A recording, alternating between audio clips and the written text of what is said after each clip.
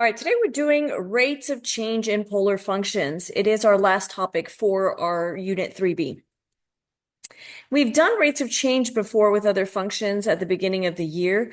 As we talked about, that's basically the slope of a line. We're going to do it with polar functions now, and in order to do that, we need to explore a little bit of what these trig functions look like. So we're starting with r equals 6 sine 3 theta. And we've been working with that for a couple of class periods now, so let's talk a little bit about what this is. We have an odd b value here in front of the theta. That tells us that it is a rose, so on the polar graph, it is going to end up looking like a rose like this. Since it is odd, it has 3 petals, and they are 6 units long since it's got the 6 here. Since it's sine, there's no petal on the polar axis. The cosine one is the one that has the petal on the polar axis. So this is what it looks like on our polar axis. On our rectangular one, this right here is our amplitude. Since there's no midline, we don't have any vertical translation there. Our midline is right here on the x-axis, and our amplitude is 6 going up here. And so our sine starts at the middle, and then it forms one full cycle right there. Now this is the b value that affects the period, and so it's 2 pi divided by that 3, and so one full cycle is 2 pi over 3. And so that's what that is right there, 2 pi over 3. So to break it down a little bit here, our pi over 2 is right here. And so that makes this one pi over 3. And that would make this one here pi over 6 for the angle. So this is one period of the sine graph. Now, we're going to talk about in each one of these intervals what is going on with r. So r on the intervals from 0 to pi over 6, we'll start with that one. So from 0 to pi over 6 is this portion of our graph on our rectangular. We can see that this has a positive slope. It is increasing. It is also all above the x-axis, so I know all of these values are positive. So r is positive and increasing on the interval 0 to pi over 6. All right, for our next one here, pi over 6 to pi over 3, that's this portion of the graph. It is still positive since they're all above the x-axis, but in this case, they are decreasing. It was up here at this max, and then it is coming down. So r is positive and decreasing on the interval from pi over 6 to pi over 3. Now let's look at what that's done on our polar graph. So from 0 to pi over 6 is this portion right here. We can see that it's taken off from the petal. It is getting farther from the pole and going upward here. For our second one here, from pi over 6 to pi over 3, this is pi over 6, this is pi over 3. In this case, it is going back closer towards the pole. So we're moving again back towards the pole. All right, for our next section, pi over 3 to pi over 2, we're talking about this portion of the graph right here on our rectangular. It is all below the x-axis, so I know it's negative, and it is still decreasing as we're moving to the right here. We are going down, so r is negative and decreasing there.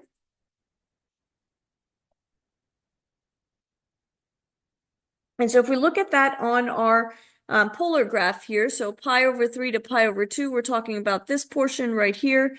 And so again, it is this portion where we're going back towards the pole. All right, for our next section, pi over 2 to 2 pi over 3, we're talking about this part, our last section of that one period of our sine graph. And it is all below the x-axis there, so we know it is negative. Now, in this case, it is increasing on this portion right here. So r is negative and increasing. So we're bringing back all those vocab words from our unit 1 and just putting it together with our polar graphs.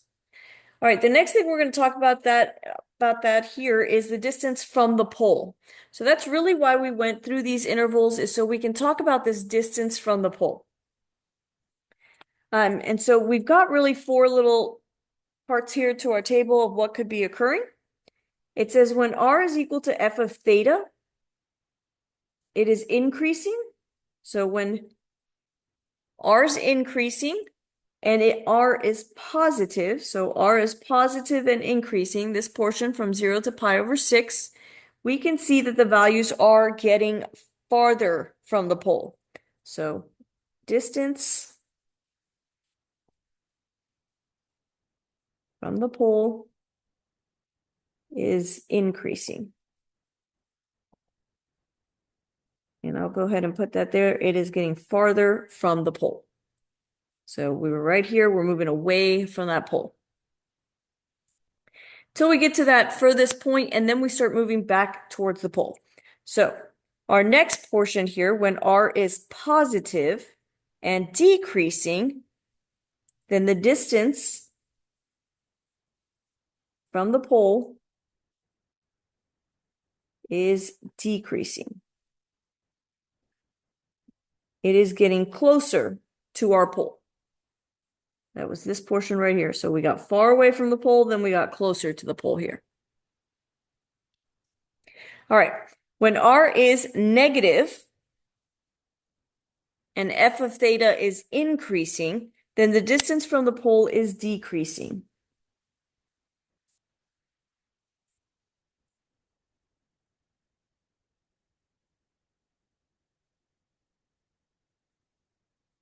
And so again, it's getting closer to the pole. And when r is negative and f of theta is decreasing, then the distance from the pole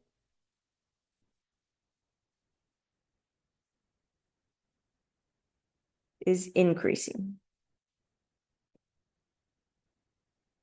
And so it's getting further from that pole. Make sure that you learn this. You've got to know this in order to answer several different polar questions that we are going to give you. So you need to recognize, again, r is positive and increasing. It's getting farther from the pole. R is positive and decreasing. It's getting closer to the pole. If r is negative and increasing, it is getting closer to the pole. And r is negative and decreasing, it is getting farther from the pole. All right, so let's look at that from the tables as well. So we're going to look at the second example that's got tables and use some more of that vocab and rate of change. All right, so the first one gives us a table here, and it says to describe the behavior of the function on the interval from 0 to pi over 2. So the interval 0 to pi over 2 is all of these points right here. When we look at what's happening with r, it goes from 0, 2.5, 4.33, and 5.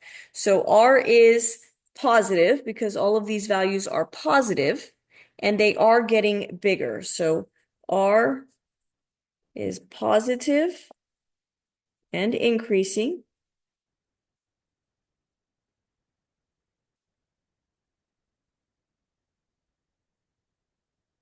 So the distance from the pole is increasing.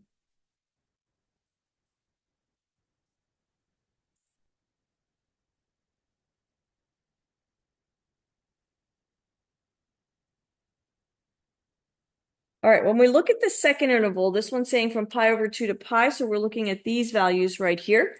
Again, each one of these is positive, but they are going down this time. So it went 5, 4.3, 2.5, so it is decreasing. So r is positive still and decreasing.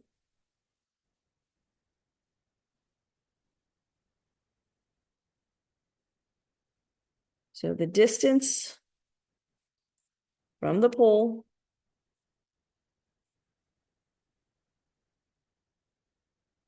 is decreasing.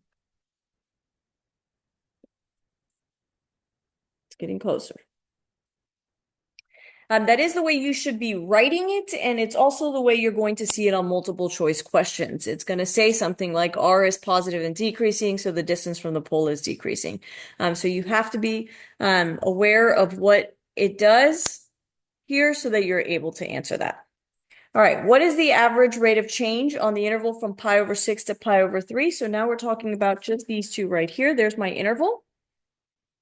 All right, with average rate of change, we have talked, that is the slope. And so when we find slope, it's y1, y2 minus y1 over x2 minus x1.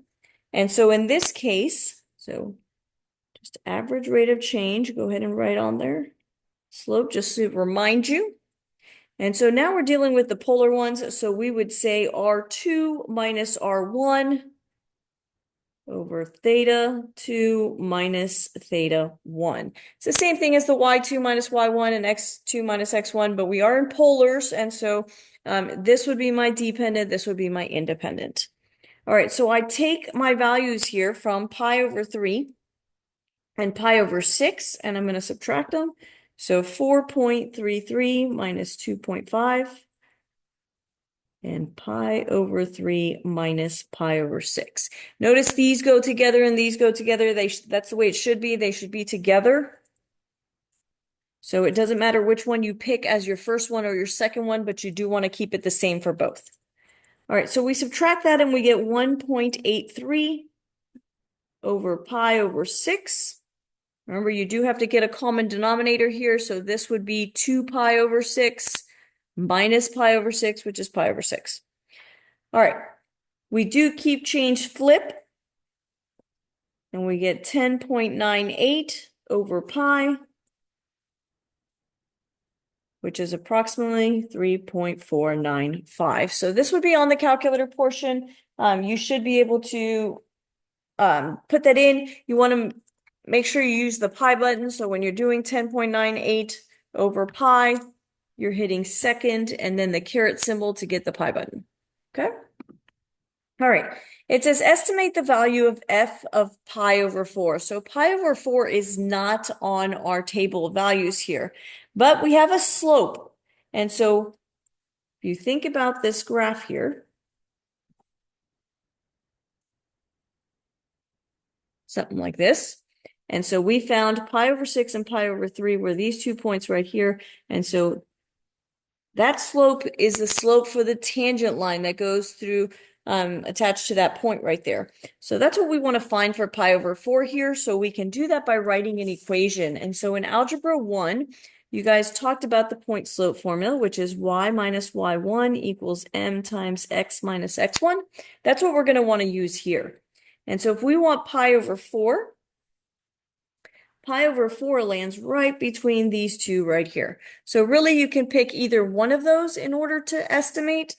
So whichever one you think is easier, grab that one. All right, so I'm going to get the one with pi over 6 and 2.5. So I get y minus 2.5. We just found our slope is 3.495. And then x minus pi over 6, because that's the point right there, that pi over 6 and 2.5. Again, I want to make sure I use the correct one. All right, we can go ahead and simplify that by distributing and adding that 2.5 to the other side. And so we get y equals 3.495x plus 0.67.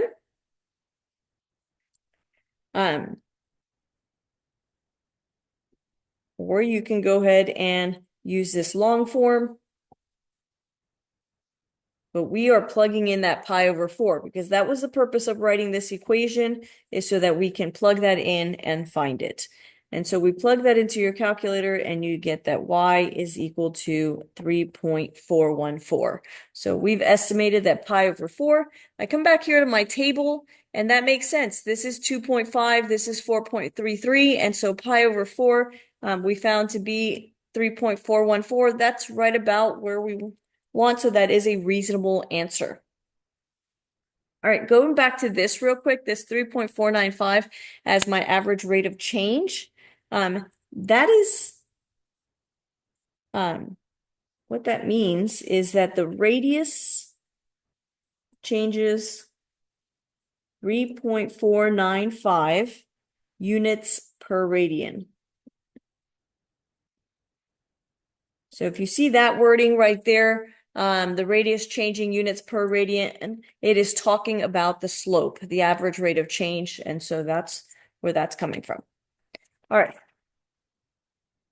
Here is another one for us to try. We're going to put this into the calculator first to make the table of values here. So I just want to remind you on how to do that in the calculator. We're going to go to mode, and then where it says function, we're going to move it over to polar. You could still do it as a function, just make sure it's in radian mode as well. If you wanted to, depending on which form you want to see. Function gives you the rectangular one, polar gives you the polar function. Both of them will give us our same answers here. And so we would put in our equation 3 plus 5 sine theta.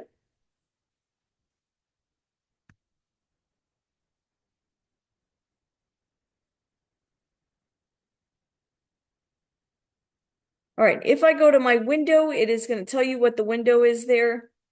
If you go second window, then it's going to tell you what you can change the table by. Now, with this being not the exact same values and harder to come up with, you can go ahead and change the independent to ask. And then at that point, you can type in whatever you want. So here is our picture. And then if we go to our table, it doesn't give us our values there because we said ask. So I can type second caret symbol for pi, and it will give me the 3 there. Make sure you can see that. There we go. And so then I can type 7 pi over 6. And it gives us the 1/2. So we would continue to go down this table and fill that out. If you want to try that on your calculator and then come back, go ahead and pause it. I'm going to go ahead and fill out this table for all of our values. Again, in order to do that, we went second window to where it said ask right here so that you can type in any value you want as the independent and it'll give it to you. Okay. So go ahead and pause it if you want to, and see if you can come up with those values.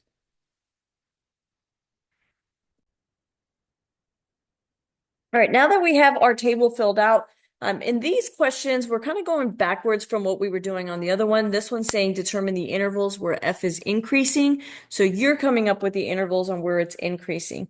When we look at these values, 3 to 0.5 to negative 0.53, these numbers are going down. They're decreasing. It continues to decrease until it gets right here. And then it starts to increase again. This number is smaller than this one, which is smaller than this one, which is smaller than this one, and so on. So the values that are increasing start at 3 pi over 2. With increasing and decreasing, we usually leave parentheses on this side. So 3 pi over 2 right here, all the way to 2 pi is increasing. For all of these, we said it was decreasing, and so this would be from pi to 3 pi over 2. All right, is there at least one relative extrema on the interval from 0 to 2 pi? Explain. Well, we just said this was going down. It's decreasing until it hits this point and starts to increase again. So if it changes from decreasing, so decreasing to increasing, then we know there is a relative extrema there. So the answer for this one would be yes. At least one relative extrema.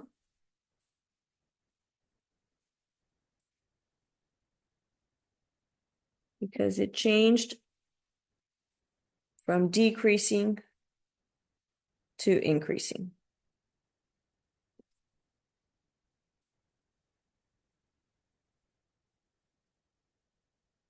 All right, the distance between f of theta and the pole is increasing or decreasing on the interval from 5 pi over 4 to 3 pi over 2. So we're looking at this interval right here, and it wants to know if the distance from the pole is increasing or decreasing. That's where you want to make sure that you know these values right here, because that's what's going to tell you if that distance is increasing or decreasing. So from these values here, we can see these are all negative. Okay, they are negative, and we already said that they are decreasing. So the distance from the pole is increasing.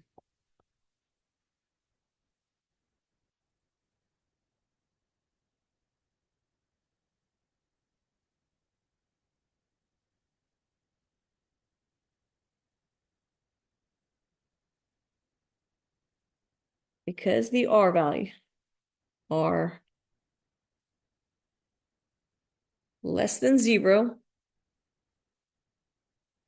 and decreasing. So the distance from the pole is increasing. It's getting further away. Because the R value is less than 0, it's negative and decreasing. That means negative. All right, the distance between f of theta and the pole is increasing or decreasing on the interval from pi to 7 pi over 6. So pi to 7 pi over 6 is this one right here. And so we want to know if that distance is increasing or decreasing. In both of these, it is positive, and they are decreasing. So the distance from the pole is decreasing. It's getting closer.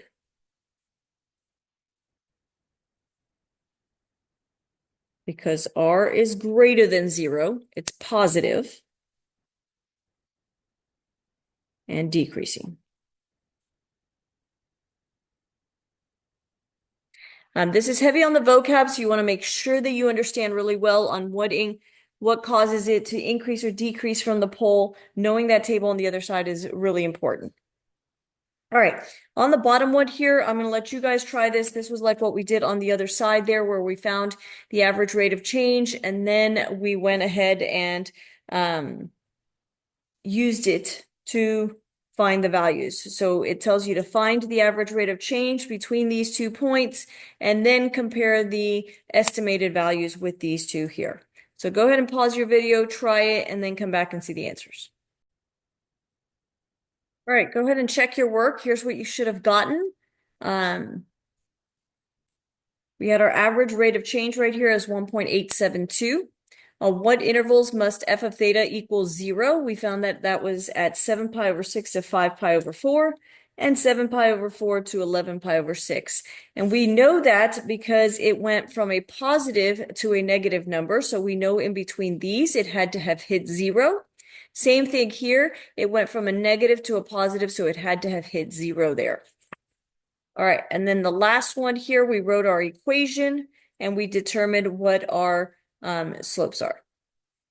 And so the estimation was negative 1.018, and the real one was negative 1.33. So there's kind of close, but not exact. But that's what our slope does. It estimates for us. All right, I'm quickly going to summarize this portion of our notes here, just because we've talked a lot about it, but we've gone ahead and put the values here again. When it's positive and increasing, the distance between the f of theta and the origin or the pole is increasing. As r of f of theta is negative and decreasing, the distance is increasing. So this is just a quick summary. It is telling us as we trace this graph, so when we trace this graph, it's telling us, is it getting further away from the pole like this? And then it starts to get closer. That's what we're looking at when we look at this rate of change in the distance from the pole. All right, that's from the polar graph. From the rectangular, like we see here, we practiced finding where it's positive and increasing.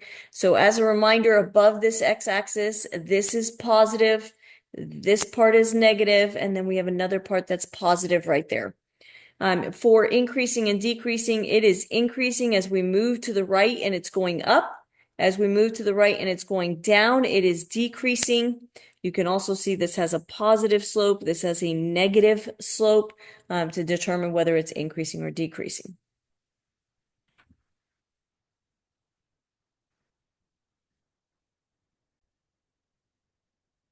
All right, so let's move on to questions that you'll see that are similar to the ones on the AP test. And so it does tell us up here, one of the tips that we want on that is that it's often helpful to sketch the graph in the rectangular form. That one sometimes is easier to pull the information from. So it says, consider the graph of the polar function r equals f of theta where f of theta equals 2 minus 4 cosine theta in the polar coordinate system from 0 to 2 pi. And so several class periods before, we told you guys you'll almost always see that line there. So get comfortable reading that. It's just giving you that it's in a polar coordinate. It gives you the equation and the interval. Which of the following statements is true about the distance between the point with polar coordinates f of theta, comma, theta, and the origin? This is definitely one that's way easier if you sketch a graph. So I'm going to quickly sketch a graph here of our rectangular one.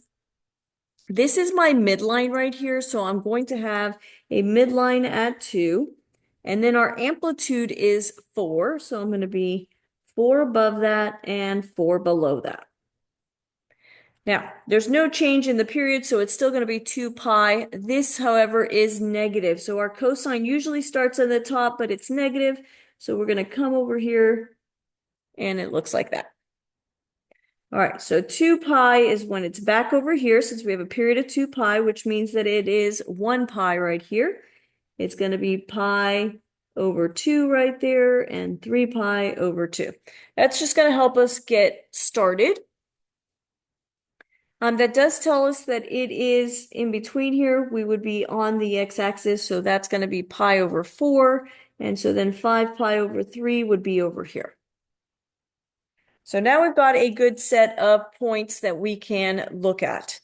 On our intervals here, it's talking mostly about the 5 pi over 3, so we're talking about over here. We'll start with this first one from pi to 5 pi over 3. In this case, all of these values are positive. Now they are decreasing as we move to the right. This says positive and increasing, so I know it can't be that one. On this one here, which is the same pi to 5 pi over 3, it tells us it is positive and decreasing, and this is positive and it is decreasing. And so if you remember our chart there, when it is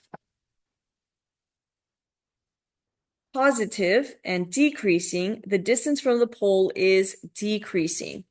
And so that would be our answer. The distance is decreasing because it is positive and decreasing. So you want to make sure that entire statement is correct. There's a lot that goes into it. From 5 pi over 3 to 2 pi, which we see right here, it is negative. Again, it's still decreasing at that point. And so is negative and increasing, so I can take that one out. These two are the same right here. The difference is that portion right there. And so C is our correct answer. All right. Next. All right, so on this one here, it says the graph of f of x equals 3 sine 2x, where 0 to 3 pi over 2 is shown above in the rectangular coordinate system. In the polar, r equals f of theta, where f of theta equals 3 sine of 2 theta, is graphed in the polar coordinate system for 0 to 3 pi over 2. On which of the following intervals is the distance between the point with polar coordinate f of theta, theta, and the origin decreasing? All right, so when I see this right here, the distance between the point and the pole is decreasing. From my table, I know that means it needs to be negative and increasing, or positive and decreasing. So that's what I'm going to want to look for there. Is it negative and increasing, or is it positive and decreasing in those? All right, so negative and increasing would be this portion right here. I'll go ahead and highlight. Negative and decreasing. Sorry, negative and increasing is this portion right here. And then positive and decreasing would be this portion or this portion. Okay, so these are the two that make it decrease, make that distance decrease. when it is negative and increasing. So negative down here, increasing on this portion right there. Positive and decreasing, positive above the x-axis, and both of these are decreasing. So we're looking for one of those portions, and so the one that is correct would be the 3 pi over 4, 2 pi, which is this one right here.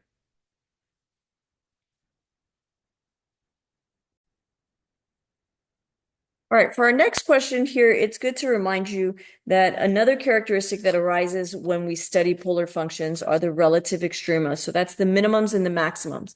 For polar functions, if r equals f of theta changes from increasing to decreasing or from decreasing to increasing, then the function has a relative extrema on the interval corresponding to a point relatively closest to and farthest from the origin. All right. That was a lot. So we talked about if it changes from increasing to decreasing, we have a maximum. If it changes from decreasing to increasing, we've got a minimum there. So that's what it's talking about there when it talks about its relative extrema. It says it's going to have a relative extrema on the interval corresponding to a point relatively closest to or furthest from the origin. So when we were looking at that rose, for example, that's our relative extrema. It's the one that's farthest or the one that's closest here. That's where we're going to have our maxes and our mins. All right, so we're going to look at this next example. It says, consider the graph of the polar function r equals f of theta, where f of theta equals 1 minus 2 sine 2 theta, in the polar coordinate system from 0 to pi. Which of the following statements is true about the graph of f of theta? And so we're looking for relative mins or maxes. I still think the rectangular one is the easiest to look at. So I'm going to go ahead and sketch a quick picture of that. Our midline is 1 due to that. Our amplitude is 2. So our top line is going to be up here and our bottom line is going to be just below the x-axis there. This is a sine curve, so it starts at the middle. Now it's negative, so instead of going up, it's going to go down. And so we get a curve that looks like this. Due to the 2 being there, the period is 1 pi, because 2 pi divided by 2 is 1 pi. So this is pi over 2, pi over 4, and 3 pi over 4. I like to label it just so that I know what I'm talking about when I start looking at our intervals. All right. So looking at these values and looking at the intervals that are listed right here, we're going to have to think a little bit harder because the ones that we just labeled happen to not be in this section. So we have to think about pi over 3 to 2 pi over 3. Well, pi over 3, that's a third of a pi, is a little bit bigger than a fourth of a pi, but less than a half a pi. So we're talking about from right here to up here. In this case,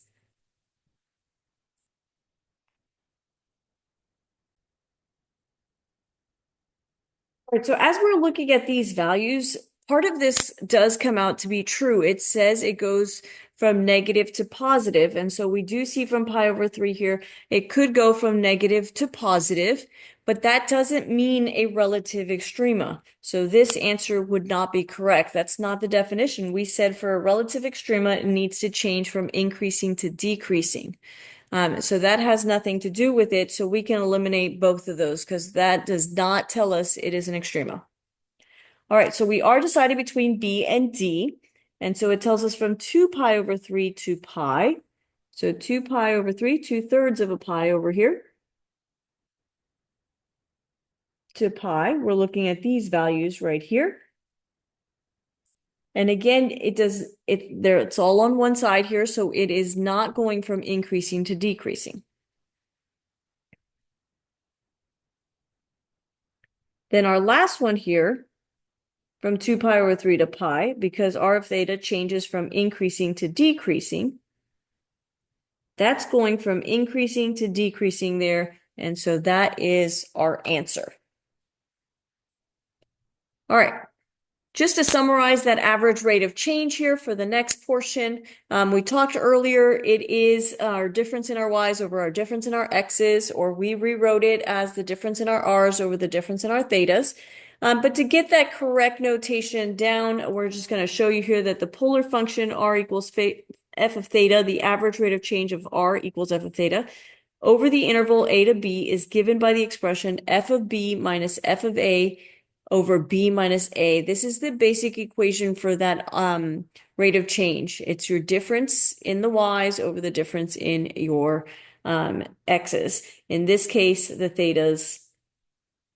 Geometrically, it tells us the average rate of change indicates the rate at which the radius is changing per radian, which is what we described it as earlier.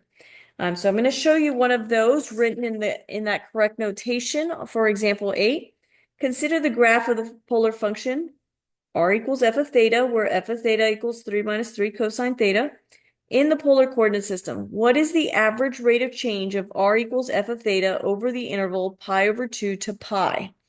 And so what we're looking for here is f of pi minus f of pi over 2 over pi minus pi over 2. I'm going to go ahead and write the whole thing in just so you can see what's happening. So for f of pi, we would take our equation here and we would plug in pi for theta. So we get 3 minus 3 cosine of pi. And then we're going to subtract f of pi over 2. So I get 3 minus 3 cosine of pi over 2. All over. And pi minus pi over 2 is pi over 2, so I'll go ahead and simplify that right then. All right, now we're going to go ahead and simplify this. The cosine of pi is -1 times -3. It gives me a +3, so that would be 6. The cosine of pi over 2 is 0. 0 times anything is 0, so we get a -3. And so that gives us 3 over pi over 2. Keep change flip, and so that's going to give us 6 over pi. So that's what we're doing here. It's the same thing we did earlier with the average rate of change, doing our difference in our y's over our difference in our x's. That's just the other notation. All right, so a couple more questions that we'll do like exam questions just so that you can see what that's like. It says the figure shows the graph of the polar function r equals f of theta, where f of theta equals 3 sine 2 theta for 0 to 2 pi. On which of the following intervals is the average rate of change of f of theta equal to 0? And so we want to check the average rates of change here. All right, so to do this one, I'm going to go ahead and graph our rectangular again. You should get really good at this point. So our amplitude of 3 is up at the top. And then again at the bottom, we have no midline here. It's at 0, so it's right on the x-axis. It is sine, so it's going to start at the middle and look like this. Our period has changed to pi, so this is 1 pi, pi over 2, pi over 4, and 3 pi over 4 there. So we've gone ahead and labeled the values that we need. We do want this to 2 pi, so I actually would go ahead and do another period to get it all the way to 2 pi. That's 2 pi there. All right, so we've got our 2 periods there, and we want to check where the slope is 0. And so remember that the average rate of change, or the slope being 0, is a horizontal line. And so if we look at pi over 4 and 3 pi over 4, that can't have a slope of 0. 3 pi over 4 and 5 pi over 4, again, we're going to have a positive slope from those two. Now 3 pi over 4 and 7 pi over 4, those are in exactly the same location. So our slope is 0 there. All right. Another example here, in the polar coordinate system, the graph of a polar function r equals f of theta is shown with a domain of all real numbers of theta for 0 to 2 pi. On the interval of theta, the graph has no holes, passes through each point exactly one time, and as theta increases, the graph passes through the labeled points A, B, C, and D in that order. On which of the following intervals is the average rate of change of r with respect to theta the least? So if we go from A to B, and it tells us that it is going, the graph passes through these labeled points in that order. So I can start from A to B. And so those are on a horizontal line. So I know the slope there is 0 when it goes from A to B. Now, when it goes from B to C, I know that is negative. My slope here would be negative. From C to D, we're back at 0 because we're at a horizontal line. And then from D to A, we have a positive slope. And so the reason why I did that is because that's going to help me come up with the least. And so we know negative is smaller than 0 and definitely smaller than positive. So that's going to be the one with the least slope. All right, the last part of our notes there is summarizing that you can use that slope to estimate points. And so we use the point slope formula. We wanted to have it typed out there for you with the average rate of change formula and getting it into the equation so that you can estimate. This lesson was kind of long, sorry about that, but that was our rate of change with polar functions.